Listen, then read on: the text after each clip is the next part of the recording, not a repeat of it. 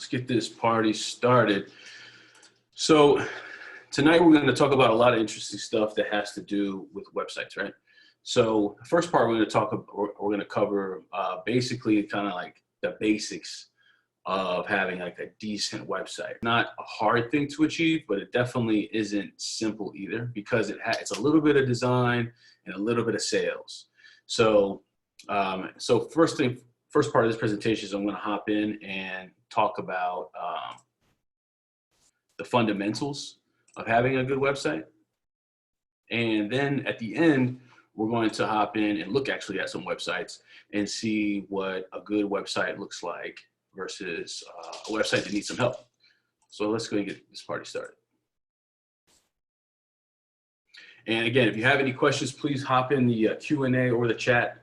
I will answer them vocally, but if I missed them for whatever reason, we also have Nicole here, who's part of the Bay Area Entrepreneur Center as well, and she'll be glad to answer your questions via text in the chat.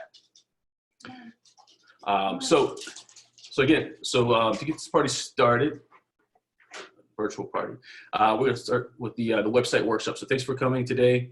This workshop is called the Website Workshop because we're going to cover all things websites. And again, we are providing this information from the Bay Area Entrepreneur Center located in San Bruno, California. We have some folks from Ohio and maybe elsewhere, which is really exciting. So thanks for tuning in.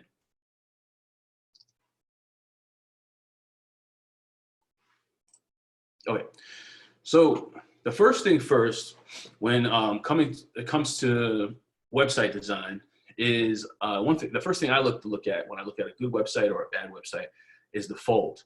Now, a lot of people think like the fold, like, what is a fold on a website, right? And it's basically just it's the bottom of the screen without having to actually scroll down. So when you first land on a web page, whatever is below the screen that is not visible, basically, without having to scroll down, is below the fold. And anything that is visible above the screen visible on the screen without having to scroll up or scroll at all, really, is above the fold, right? So where that comes from is newspapers, right? So back when newspapers were still printed, or maybe they still are, who knows, right? But back when newspapers were like the primary source of information for the masses, they're above anything that was above the fold, especially ads and like articles about news, was the premium real estate on a newspaper, right? Front page, above the fold. So when it sits on top of that newsstand, anybody that walks by or steps up to it can see exactly what it is being told by the newspaper on that day, and if it's worth that 25 cents or not, right? Same thing goes with the website.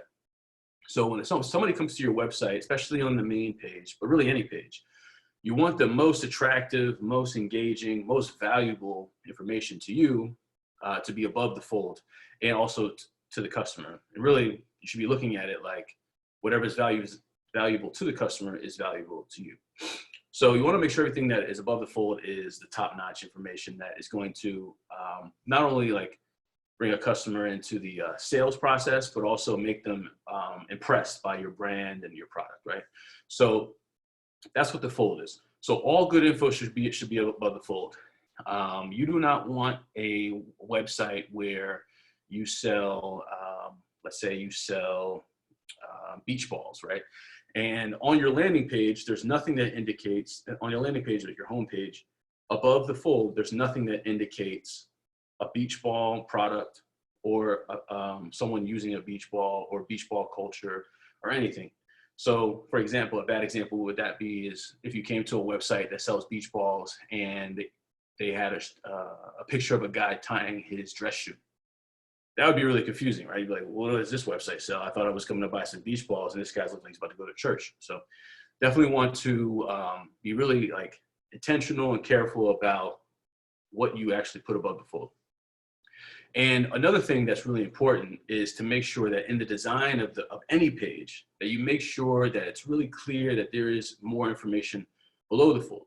Now, a screen can be, contain indefinite scrolls, right? It can be as long as you want it to possibly ever to be, right?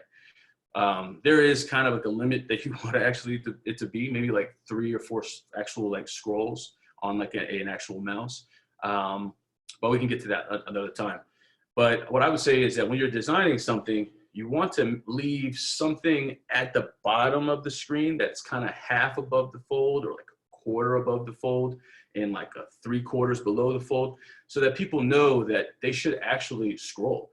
And what some people are doing now, which I think is really a beautiful design, is providing an arrow or some kind of live function that tells people that they should scroll down to learn more information. But a real simple way of doing it is to have some kind of form or banner that is about 3/4 or like 20%, like sort of 1/5 above the fold, so that people see that, hey, there's more information at the bottom of the screen. Let me scroll down and see what I can learn. So when also another really important part of any page for that matter, but definitely the home page, is the navigation bar, right? So a lot of times people want to put like all the information in the navigation bar, meaning they want to put all the links to all the pages in their website in the navigation bar. And we've all been to a website that just had too many options in the navigation bar, to the point that like there's like 2 navigation bars where there's like home, about me, product, product story, product, blog, and then more product. And it just gets like too confusing. You don't know if you're actually, if each button has like 2 lines of lettering. You're not really sure. And that's because the navigation bar is just way too crowded. You want to keep the navigation bar pretty simple, right? It's like when you go to a restaurant and you pop open the menu that they put on the table, and it's like Cheesecake Factory, where the menu's 85 pages long. And you're like, I don't even want to go past the page 20. Like, it's too much effort. Just tell me what people usually get, right? So the same thing on a website. You want to make sure that the navigation bar section is not crowded. So what I always tell people when they're trying to decide on which navigation bar design that they want to have, is to make sure that the navigation bar is simple and is just only has the stuff that is part of the money-making process, right? So when people want to buy something, they want to know what they're buying, who they're buying it from, how they can use it. Trust me, you want to tell people exactly how they can use it. And also, obviously, the price. And did I mention already how they can buy? So people want to know those top things. And those things should be in the navigation bar. So your home page and in your navigation bar, your home page is usually your most important page. So you want to definitely have some option in your navigation bar that people can return to the home page if they go too far into your website. You want to have a button or a hyperlink that takes you to the product page. You want to have a button in the navigation bar that takes you to the story of your brand, right? You want to and you want to also a page like an FAQ page, a frequently asked questions page, which is basically like, what is the product all about? How do you use it, right? Page. You want to have a contact page or a link as well. So in case people want to complain about the product after they bought it from you, or if they want to buy 1,000 of them to sell them at their corner store and they don't want to do it through the regular shopping process because they want a discount, they want to buy wholesale basically. There's a lot of different ways you can mold it, but definitely you want to have your navigation bar to have everything that is primary functions for engaging with a customer. Your blog as well. Blogs are really interesting. Blogs are a great way. Obviously, they're not like directly connected to a sale, but they help build your brand. They help build your authority and help people understand that you know what you're talking about, right? So, and so if you do have a blog, which every website should have a blog, and we'll cover that in another section, the importance of a blog. But if you do have a blog, you definitely want to make sure that people can easily access it. So put that in the navigation bar too. Now the footer. Now we've all, well, maybe all of us, a good amount of us have definitely scrolled all the way to the bottom of a website and seen that section that had all these buttons. And sometimes the footer is like so long, and it's like, it's all the legal pages. It's the pages if you want that you have to go to if you want to actually work at the company. It's sponsorship pages. It's all the stuff that isn't really for the primary customer, but it's important to have on the website. It's stuff that isn't really connected to the actual sales process, but it definitely helps the business in some way, indirectly or another, right? So that's where you want to. So in the footer is where you want to put the stuff that isn't like directly connected to the money, right? It's connected to if people want to work at your company. People want to, interview you for the Channel 5 News, contact us, or Press Kit, right? Media Kit. If somebody wants to become a partner, maybe they sell an adjacent product or an adjacent service, and they think that your customers and their customers are basically the same customers, and they want to work with you. So you want to basically put all those type of additional infos that are not for your actual primary focus on your customer. You want to put that in the footer, and you want to make it available for everybody, because whatever ways people can contact you is what the whole website's all about for the most part. So secondary information in the footer, okay? So a lot of times when people think about making a website, the first question that comes to mind is, should I make my own or should I hire someone, right? Now, I would say in all cases, you should, unless you are coming up with unless your business is e-commerce related, unless your business is really scrutinized by the government, like financial services, or you're providing medical services, and some other stuff, some really other complicated businesses, I would always design your website. And if you're gonna hire someone, if you feel like you're just too busy, right? Because a lot of us are just too busy to take out 20 to 30 hours to learn a new skill, right? And a new skill that we're probably not going to use again, because once the website's put up, the idea is that you get it right the first time, you don't have to worry about going back, right? But the idea of the website is that there probably will be times where you'll need to re-edit it, right? So, but we'll talk about that another time too. But yeah, nonetheless, when it comes down to a website, I would say that you should definitely lean towards creating one on your own. And the reason why that is because you get to actually learn about the website, and also you have the freedom of design and also price, right? So if you were to hire someone to make a typical website for you, and I'm talking about between 5 and 10 pages, you could very well see yourself paying about $200 to $400 per page, right? There's a premium on websites because websites are dollar makers, so there's that premium on there, and plus it takes time, and then plus these people charge a lot too, just based on their opportunity costs of other customers, right?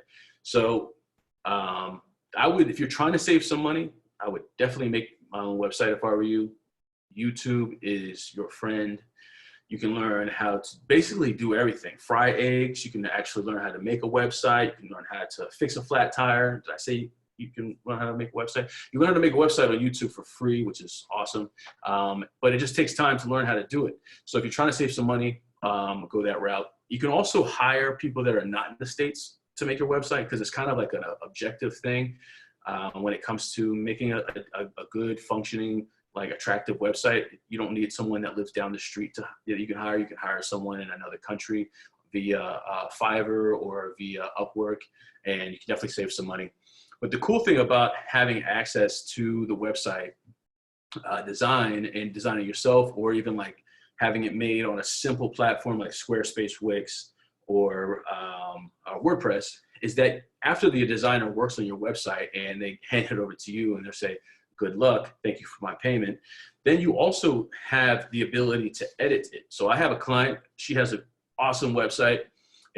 She makes a lot of money on that website. It's a pretty simple website, but the arrangement that she has with the designer, the creator of the website, is that they manage it, right?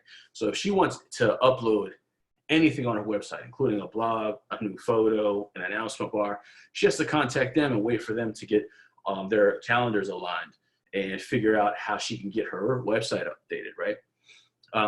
But if she had somebody make it on a really simple platform that she can access, or if she had made it herself, she wouldn't have to talk to anybody about getting her actual website updated for the holidays or for a closure update or anything of that nature, right? So freedom of design is a really big indicator. And like I said earlier, learning a new skill. You may learn that through your ability to make websites that there's certain things about design that you're interested in. And who knows, you may pursue that interest, and you might find that there's some changes that you can make to your product or make to your actual service because of your newfound knowledge of how digital design works. So, but that also assumes you have the time to do so. So there's that. So before I continue, any questions? Anybody have any questions? I see I got a question here. Let me stop sharing my screen so I can see. Does above the fold apply to portfolio sites as well? Yeah, I would say so 100%, right? It just really applies to everything. I think in a portfolio, it even like, it depends on what you like your portfolio is. I would imagine if most people are using portfolios, using it for design work to show off their design skills, right? So I would say that if you wanted to really show off your skills and your ability to show off good design and the way you think about design and layouts and such, you definitely want to have the above fold, below fold concept really down concrete, because anybody who looks at your portfolio, they're going to be judging your ability to be an artist, right? And also not just an artist in the realm of like having the skill, but also being able to think in the way that basically like, you know, coordinates a certain experience for the users, the viewers, because it's really about seamlessly navigating people on a website when they come to it without having to tell them where to go. That's like seamless. That's like the best design. And that's like really advanced design, website design, which we can get into definitely at another time. But I would say if you're going to use a website as a portfolio, you definitely want to have something, have the above fold, below fold concept down for sure.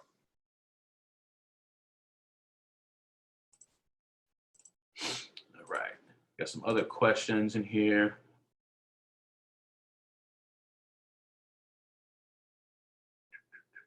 Should you apply to premium right away if you are startup business like in WordPress to optimize and maximize the templates and other remove watermarks, ads, and all? Yeah, for sure.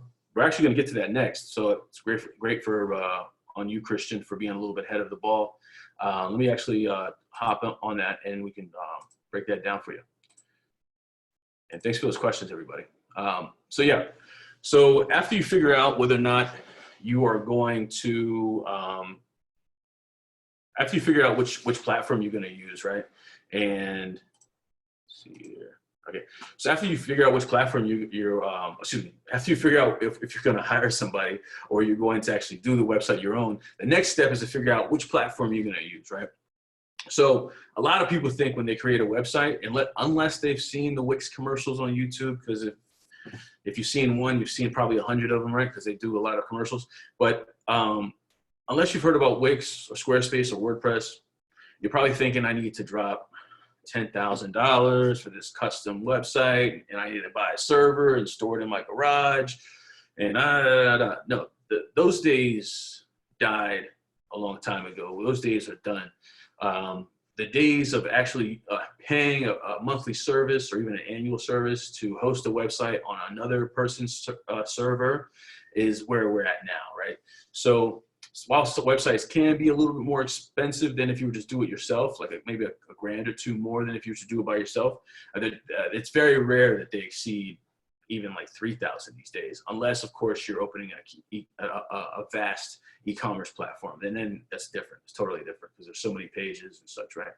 But nonetheless, I would say the top 3 platforms you want to definitely look at are going to be Squarespace, Wix, or WordPress. The reason why I mention those 3 is because they're really easy to use. The companies behind them are really reliable. They're not going anywhere, especially Wix, who is publicly traded at like $300 a share. They're not going anywhere, right? WordPress has been around forever. I think they've probably been around for like 30 years or something like that, like forever. Back when you needed to hire someone who knew how to code to actually make your website, WordPress has been operating since then, but they've changed their business model significantly since then. And now it's really easy to use, and basically anybody can set up a WordPress account. And my favorite is Squarespace. Squarespace is not the cheapest, but it still is pretty affordable, very reliable, and really easy to use.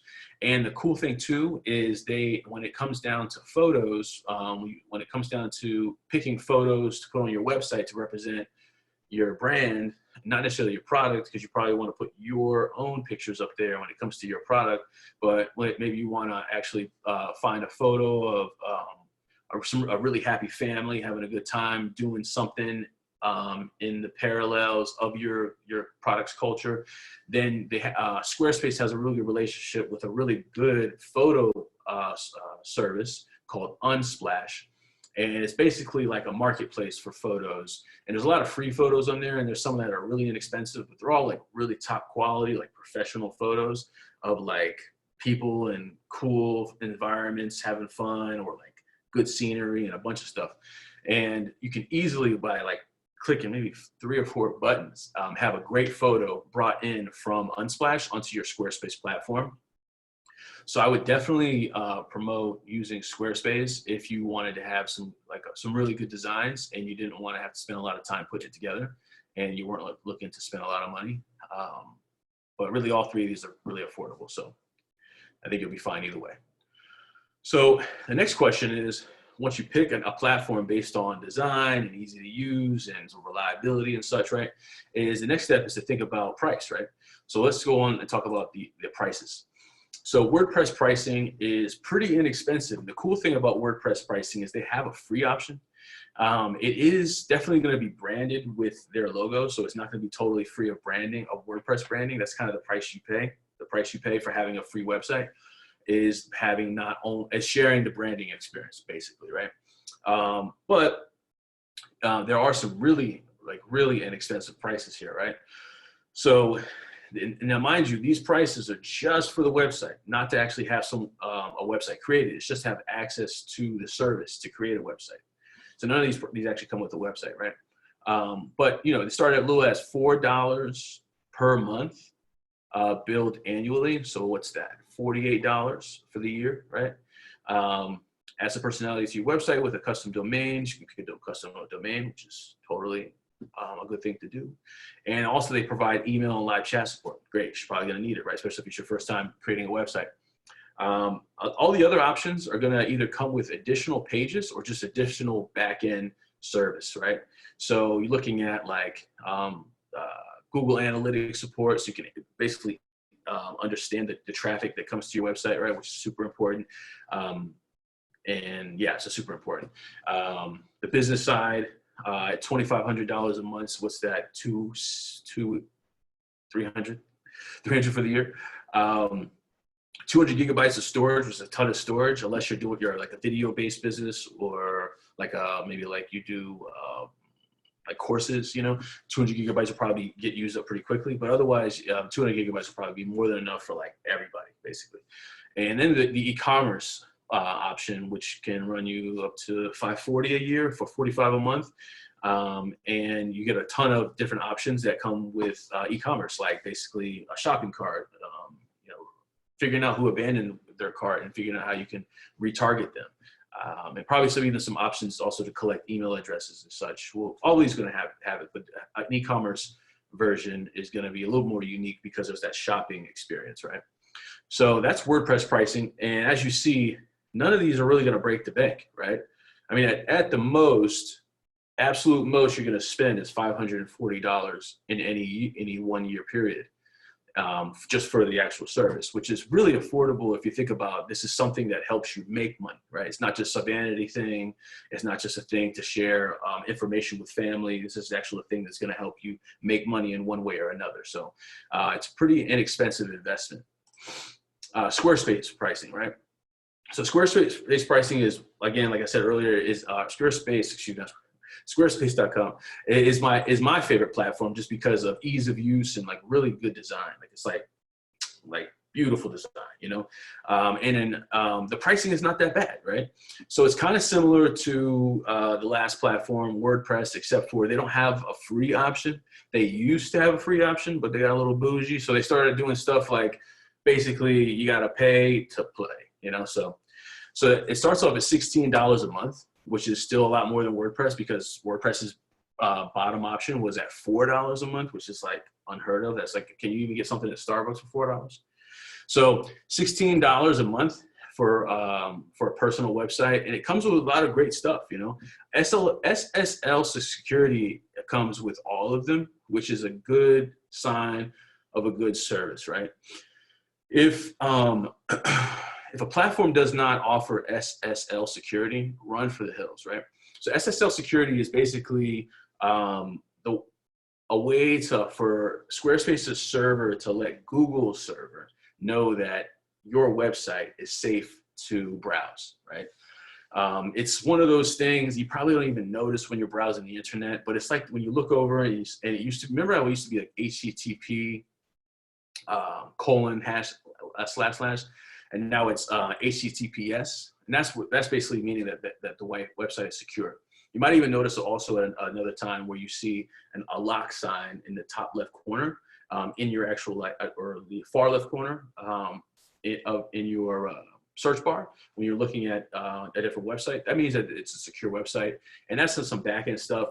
But you don't have to really think about it much when you're just surfing the internet. But when you're creating a website, that's super important. Sorry, getting a little cotton mouth.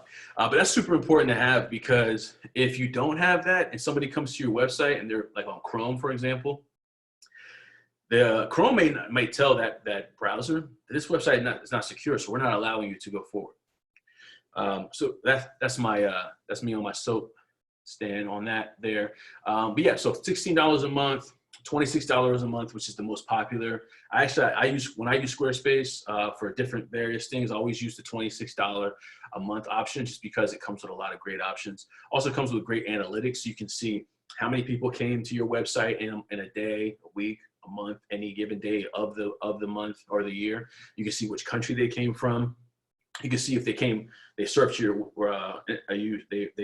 surfed your website with a phone, a tablet, or an actual desktop. You can see which browser they were on, whether it was Safari or Chrome, and you also can see how long they spent on your pages, right?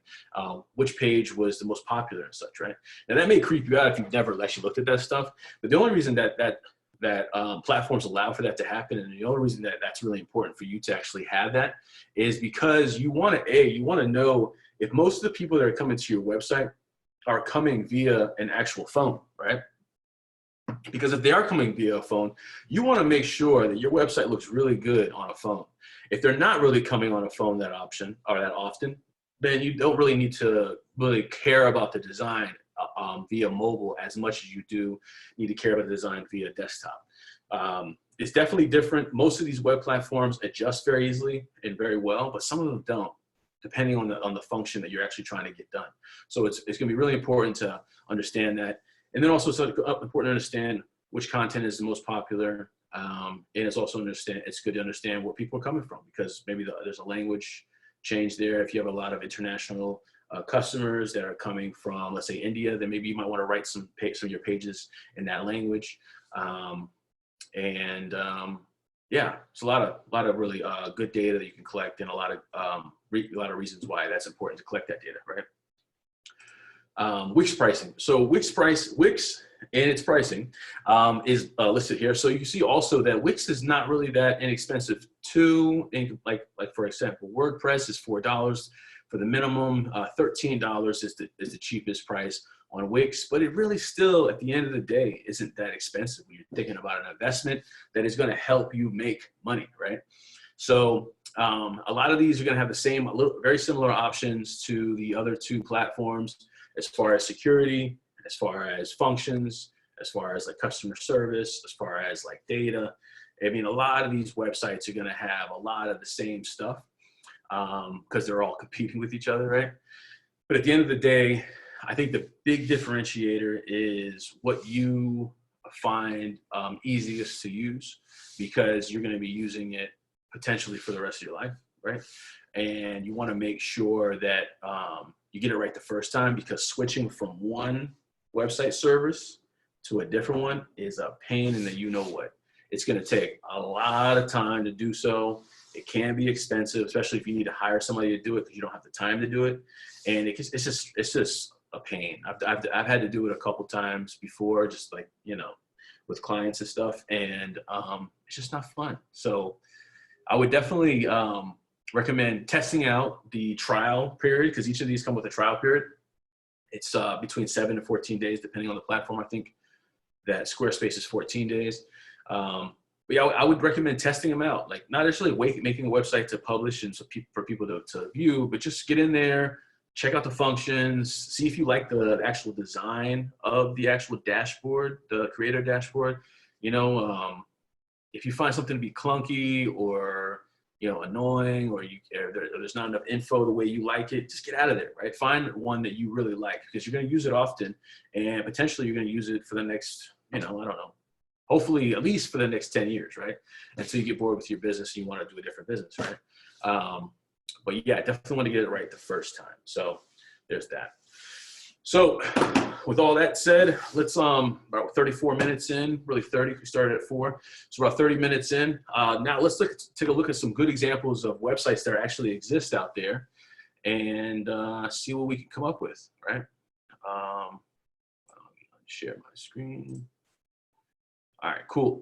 So before we actually hop into that, let's take some questions, and I can give some answers. Let's see. So Steve, yep, Steve knows about Unsplash. It's great quality. I see Steve dropped his website in here. Steve, is it cool if I bring your website up and take a look at it in front of everybody? Okay, awesome. I'm not gonna be too harsh, but also not gonna hold back. All right.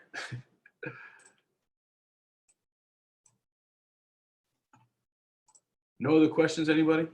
No? Okay, cool. All right. So what I'll do, Steve, is I'll knock through the ones that I already lined up, and then we'll do yours last. Does that work out? Awesome. There we go. All right. All right. Let's start off with one that I think probably needs a lot of help, right? Now, this is a place called Antipastos in San Jose, California, right? You could tell that this is a business ran by people that really love it, probably even a family that's probably either grandma or mom, dad, and his sons. Can't quite tell. Maybe I should brighten up my screen. But yeah, but anyways, it's a family-owned business, as you could tell, right? They do meats. They probably make this. They got raviolis. They got meats. They got hot food. It's a place where families want to hang out at. Now, it's not a terrible website, but it definitely is not the best website, because I'm gonna tell you why. Above the fold has everything, like literally everything, right? And it's even like past above the fold. It's like if this was a newspaper, it'd be like 50% blank. It's all this blank space all the way around it, right? Now, of course, they're getting the information out there. You can access the info. You can figure out what's going on here, right? But there's definitely a better way to tell the story without having to cram all the information up into a certain space and try to tell the story, right?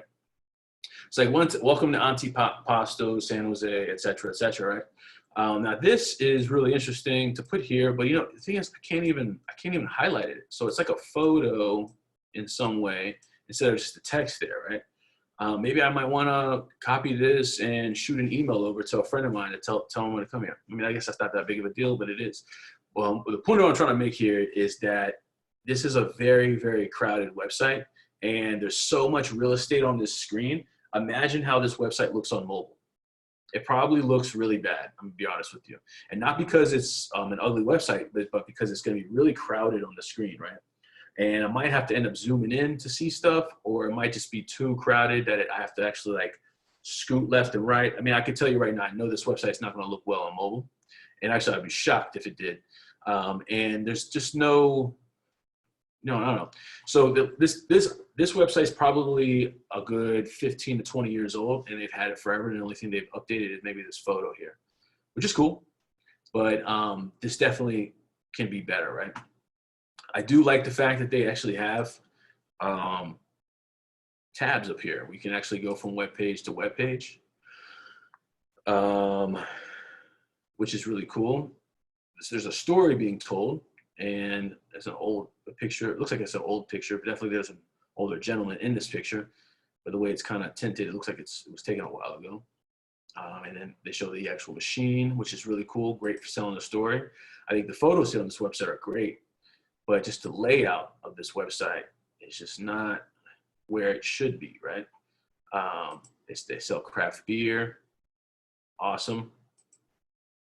They do catering. Awesome. And they got a contact section. Great. But if I wanted to shoot them an email, how do I do that? Right? Now, I could go on Facebook, I could go on Yelp and hope that they see it. But maybe I want to shoot them an email to make an order for, 25 sandwiches, right? For my baseball team, whatever, right? There's no way to do that unless I actually call them right now, right? And let's say I can't call right now. Let's say I get a meeting in 10 minutes. I'm in the office. Well, not because of COVID.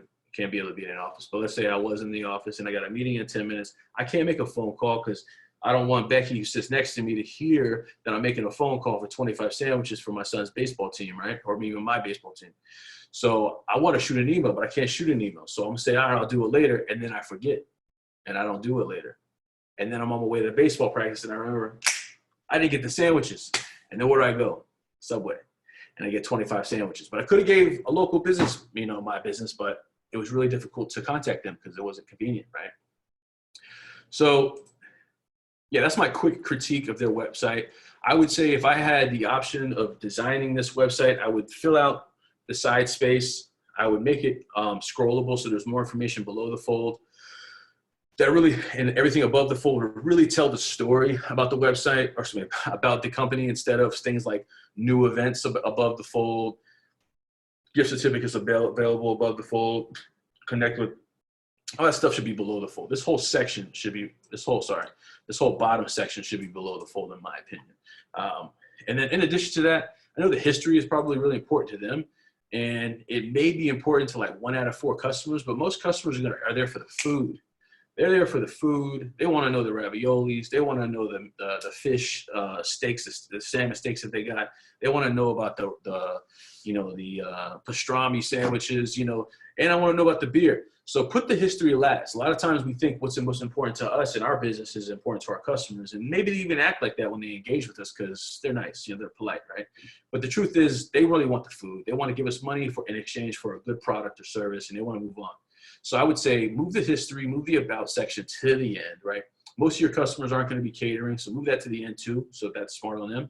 I put that ravioli right there. Actually, I would put the hot food and deli right in the beginning because that's where most people are coming for. Those subs, those big old submarine sandwiches with 3 types of meat, that's what they want. And then they're going to want raviolis, and then they're going to want raw fish and meat. And then they're going to want a beer to wash it all down, right? So I would say in that order is how this website should change. I think I saw some questions come through. Go ahead and hop in the question function here.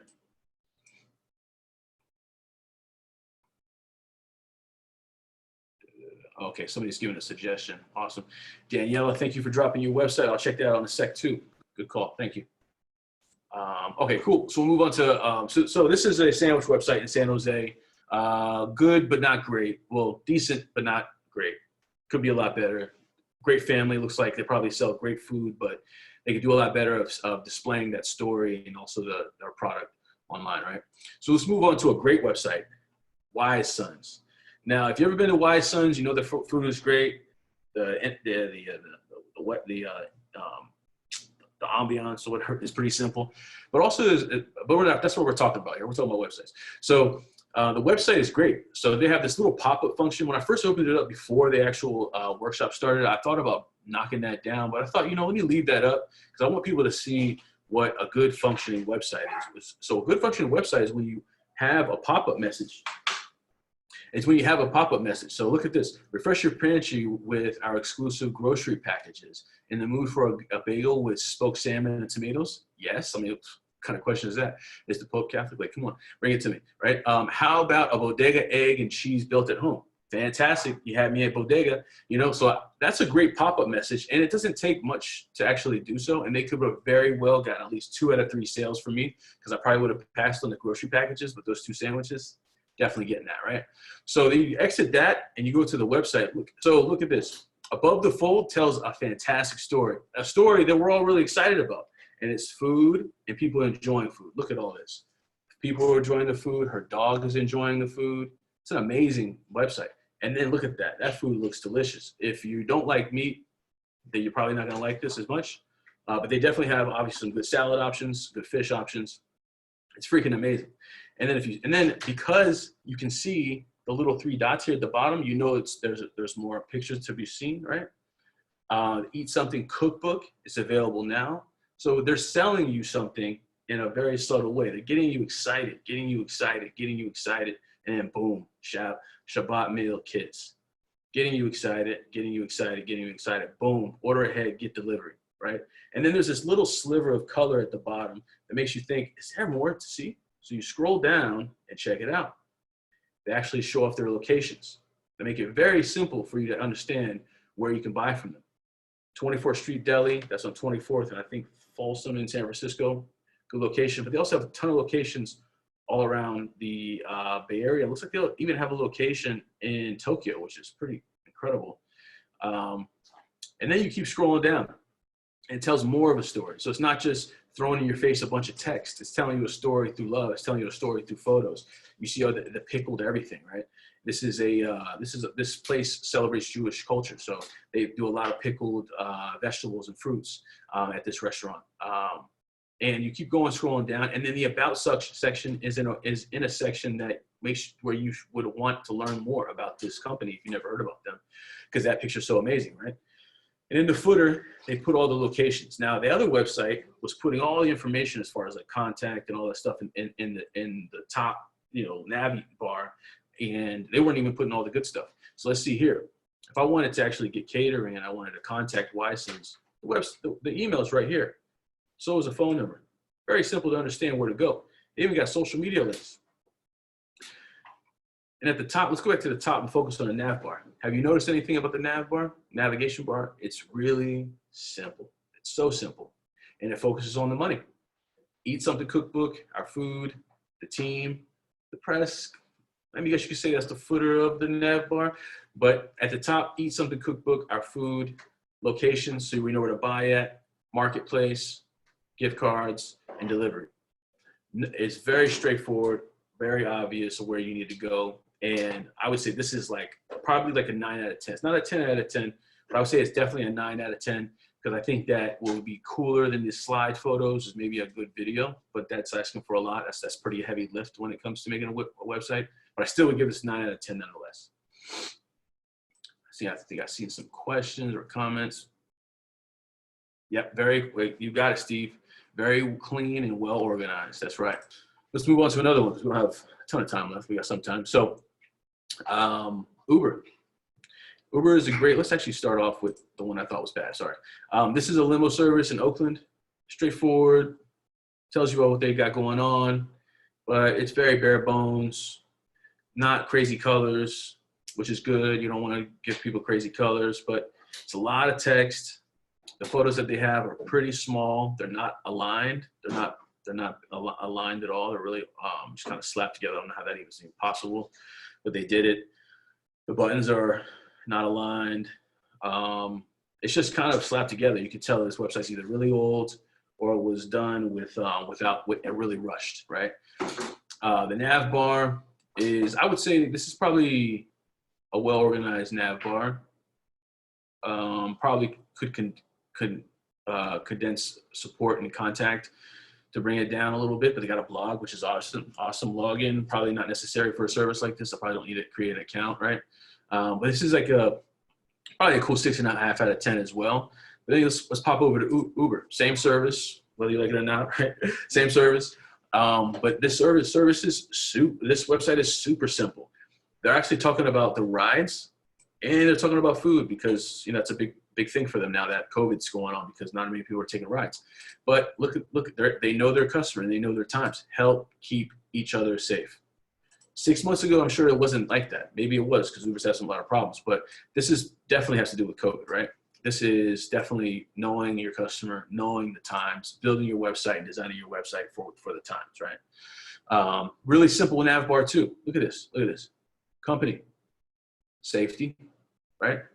Help, COVID-19 resources. Now the thing about Uber, they've had a lot of problems, right? So they've had a lot of problems with safety. So having a safety button or safety tab and also like this dedicated page is super important for their brand, right? But look at the company. If you want to learn more about Uber, there's everything you need to know, right? If you wanted to actually pay for their service, products, ride, drive, eat, restaurants, freight, jump. I don't know what jump is. I guess their bikes. That's right. Elevate. I guess you can do planes now. Money. Okay. And then login. You definitely would want to create an account, obviously, with Uber and log in because there's an application associated with their service. But I think this website is done well. I still would probably give this website like a 7.5, 8 out of 10. They probably could do better. I think this is a pretty cool section here. Tells a lot. Actually tells a ton. It's got the cars. It's got their jump, which is their bikes you can rent. And they got Uber Eats. So it actually tells a ton. 900 cities in motion. Really awesome. Really clean. I think that I feel like the person that designed the bottom part of the website is a different person than the person that designed, or the team that designed the top part of the website, right? It's just like 2 different websites in one. I like the bottom part a lot better than the top part. There's that. But there's also obviously a big difference between the 2 websites selling the same service. You know, cleaner, more organized, more like intentional, better balanced, out photos, better colors. I trust them a lot more than I trust the other company because this website's just kind of thrown together. I mean, who knows? They might show up 5 minutes late and their car might smell like McDonald's. You know, like I don't want to hop in a car like that if I'm paying $100 an hour, right? So there's that. Now another website, and I'll just kind of like steamroll through these because these are kind of like top-notch websites, and these are top-notch companies. It's Airbnb. Fantastic website, super sleek, super clean, very well organized. They do a great job of using all the real estate. There's very little blank spaces in here, right? They're really using it all without overusing it. Got good photos of people having a good time, enjoying their lives, multi-generations. You know, they're telling a story about the experience of using their service, not just the service, right? They're branding the heck out of this website without you even knowing it. You only see the logo once, maybe twice. No, once. And the whole time you only see the logo once, but this entire website is a brand snapshot that tells you about who they are, what they're about, and it shows you people experiencing their service and their product. This is a fantastic website. Definitely come back to this later on when you can and take notes. All right. So the voice of Skyline College. All right. Hello, Skyline. This website's okay. Let me be careful with what I say right now. This website's okay. Probably too many tabs up here. You know, I'm sure that these can be consolidated in one way or another, right? Maybe, yeah, these definitely can be consolidated. I don't really understand what this is about. Maybe this should be cropped better. I think that there's a lot of real estate being underutilized on each side of this website.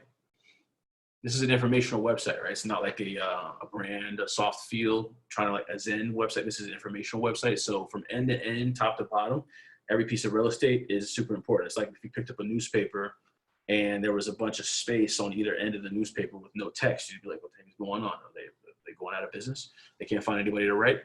So definitely I would use the space on the right and the left. I don't understand what the heck is going on here. Oh, trying to get people to advertise. I didn't know what was going on. Yeah, news. I think this would be cool if there's some text in here that described the actual photos. I think that this is a cool design. When you hover over the photo, it tells you what's going on. But not everybody knows that that's a thing, right? That's only really works on like really modern websites where your users are really like tech savvy. You got to know your user. I know that this is a Skyline College, right? But you can't expect most people to understand that coming to an informational school's website that the function of hovering over the photo gives you the actual text, right? And maybe it could be something really like short and like consolidated, like a short title, and then it expands once you put that the cursor over. But I found that most people don't actually, it's something like 50-50 actually know that that function is an option, right? So I would also remove this. I think that that's cool. It's cool that people can see your Instagram feed from your website. I think that that function, like in theory, is cool, but it just crowds the website, right? And it's also very important. Real estate is your home page, and if somebody, most people don't really want to see this because they can't even really see it. They have to click on it, right, to actually see what's going on any given of these photos. And it'd probably be better use of the space just to say, check out our Instagram page versus showing a really small version of it, right? Again, same thing I said earlier, I would definitely add some text above the photos here. I personally like this function, but it's just not practical because most people don't know that this will work in this way. They'll just see the photo and they'll just kind of like either get confused that there's no text associated, frustrated slash, or they'll click on view all and not even understand what's going on, that this was a thing, right? Same thing down here, like again, and yeah, and also I would just kind of flesh this out. I would expand everything. I would add more color to it. I understand the school's colors are red, black, and white, but let's use more red, less white, right? Or maybe more like of a more red on the bar here or something like that. Something that makes it more pop, something that makes it more like fun. Black is good to use, but just like this, there is definitely a limit on how much darker colors you want to use, like dark purples, dark blues, even dark reds. You want to be limited on how much darker colors you use. You want to use colors that are lighter, or make people like feel like, not aggravated or like, annoyed by the design. And also use the opportunity to use certain colors to make it pop, make it really pop out like a button or something of that nature, right? Also, it looks like this picture here that you're using at the top is kind of like pixelated or such. So I would get the PNG version of that if it's not the PNG version, so that it can actually look like a higher quality there, because it looks like it definitely should be updated. And in the footer, I'm glad you have a lot of the stuff, like the extra stuff in the footer, good stuff. And like, we're not, at the Skyline View isn't selling anything because I'm pretty sure it's a free publication, right? But still, you have like a sales process regardless. You want to have viewers, or I'm sure you get judged by viewers, or at least it's a good thing to know about, right? Excuse me. So definitely focus on things up here that people really want to actually come to this for, right? Focal point, like what does that mean? Features, what does that mean? Reviews. Oh yeah, reviews of what? Profile, I don't know what's going on. Arts, okay, that makes a little bit of sense.